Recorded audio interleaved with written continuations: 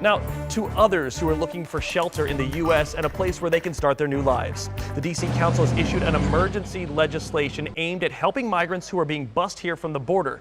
But will the bill actually get the assistance where it's needed? WUSA 9's Katie Kairos joins us live from Union Station with more from critics of this measure. Good morning, Katie. What are we seeing in terms of the legislation, and then what's the response? Good morning, Matt. Well, there's a lot of debate happening now about this newly established Office of Migrant Services, and part of the new plan from city officials calls for Union Station to be staffed 24/7 as these buses continue to arrive to D.C. And the city council says they're bringing an average of 50 more migrants to D.C. every day. But volunteers on the ground say that more needs to be done to help them long term, and they're not convinced that this new office will do that.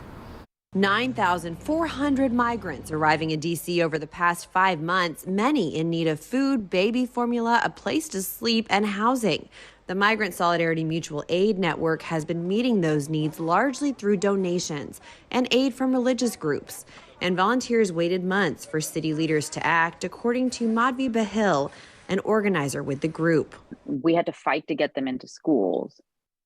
They need support to get health insurance. They need support to get things like diapers and formula. Those are not provided. We provide that.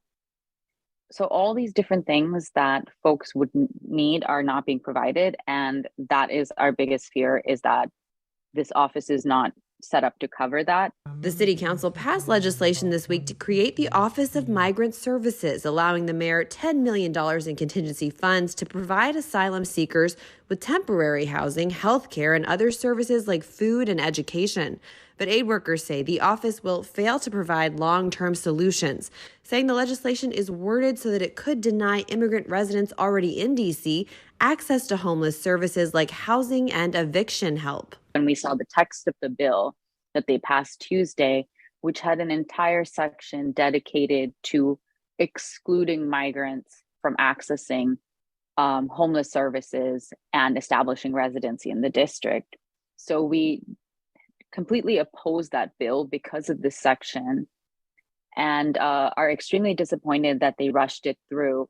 But some council members expressed concerns about taking resources from D.C.'s homeless residents. The council promised to be back at work next month on long-term solutions. What we are doing today does not exclude folks from accessing services or shelter. It directs them to the appropriate services and shelter. Well, with the Office of Migrant Services still being set up, volunteers with the Mutual Aid Network say they will still be the ones for now greeting buses and getting the migrants to respite sites. Then they find out whether the migrants have plans to go to family elsewhere in the country or other destinations. They'll help them with travel plans, or if they don't have another destination in mind, they help them find housing here in D.C. But one thing that both the volunteers and the mayor agree on is they want to see more help from the federal government and more funding from FEMA. Live at Union Station, Katie Kairos, WUSA 9. Thank you, Katie.